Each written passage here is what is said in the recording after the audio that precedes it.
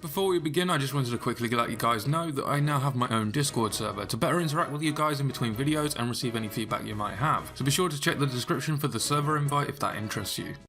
What's going on, guys? My name is KarlosPokemon and welcome to a brand new video, and in fact a brand new series to the channel. See, recently I decided to participate in what was somewhat of a trend, being the My Pokemon Team for Ultra Sun and Moon video, and in making that video it really got me all nostalgic about my teams from the past. However, I didn't really want to make a single video like a lot of YouTubers have in the past, as I feel like it would encourage me to rush through some of my more personal aspects for my choices for each generation, especially since, at least in my experience, I've never intentionally sought out the most viable team for the games, and more so one that I'd actually enjoy using the most. And so with that in mind, this week, as the title suggests, I'm going to be talking about my personal ultimate team for the Kanto region.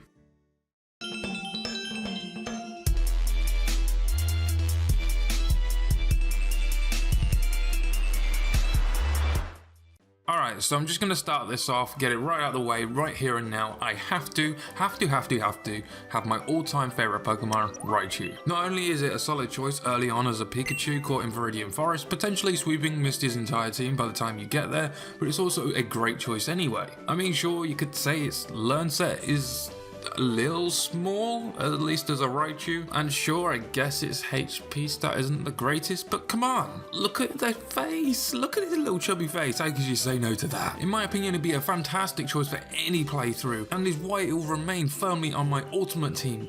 Raichu is the best chew, do not act.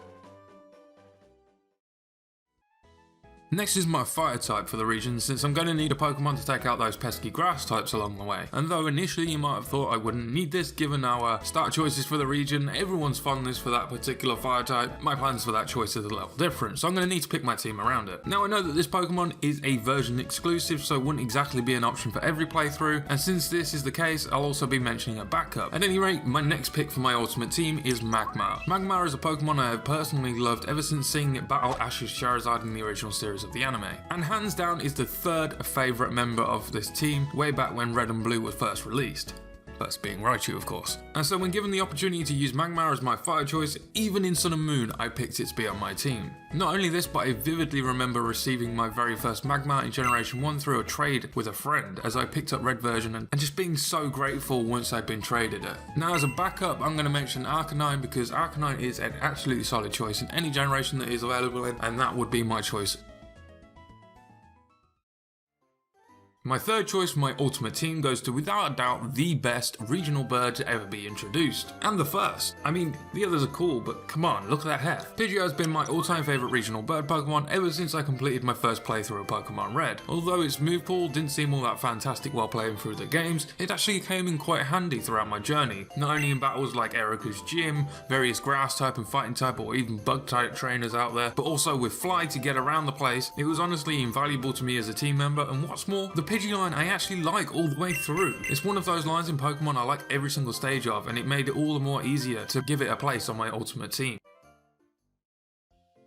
Next up is probably the least popular Pokemon I've mentioned so far. I picked Golem. Now, back in the days of Red and Blue, although when it came to obtaining a Magmar early on I had a friend to trade with me, they weren't always available, and I was kind of a stupid kid. So stupid I had zero idea that in order to obtain a Golem I needed to trade my Graveler, and so in my original playthrough I didn't actually get to use a Golem much, as I didn't find out about the evolution method until I'd basically completed the game. And so for my ultimate team I wanted to make sure I included a Golem. Golem in Generation 1 was a massive help when it came to Blaine's Gym, Surge's Gym, the Power Plant to boot. It's also a no-brainer to anybody who wants to have an easier time through Kanto. They should definitely grab themselves a Geodude early on if they want an easier time. Beyond that, it was just a personal preference. I couldn't really see myself going through another Kanto game without one. I really like this Pokemon.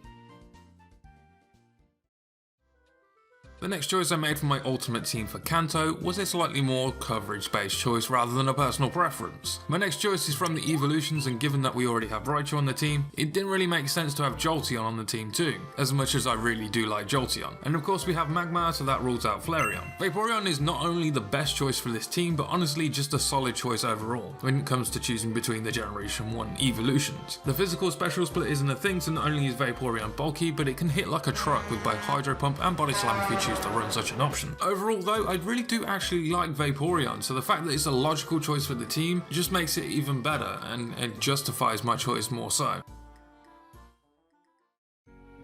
Last up, and this one could possibly be one of the most important choices any trainer could make starting on their journey, picking out their starter Pokemon. Naturally, we're all picking Bulbasaur though, right?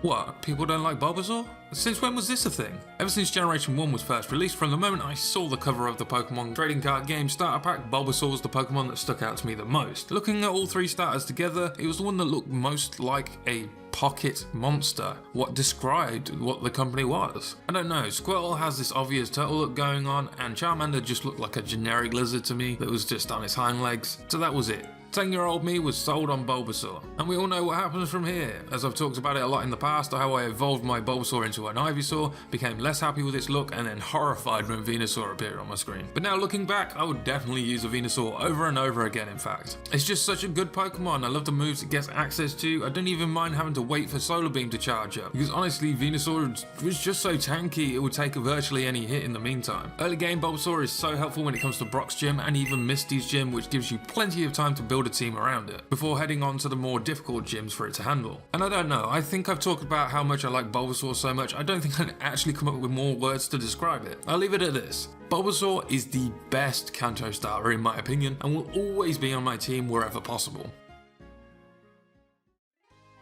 Alright, so that was my ultimate team for Kanto. Naturally, rather than being more statistic based like some other videos, this was very much about my own personal experiences, so I'd love to hear about some of yours down in the comments. Hit the like button if you enjoyed this and want to see me cover more regions such as Johto, Hoenn and Sinnoh, and of course subscribe if you're new here. Also, don't forget, if you have a suggestion or feedback as to what you'd like to see me cover on the channel, you can let me know by leaving a comment or joining our Discord server link down below. That's it for now. I hope you all have a fantastic day, and I'll see you all next time.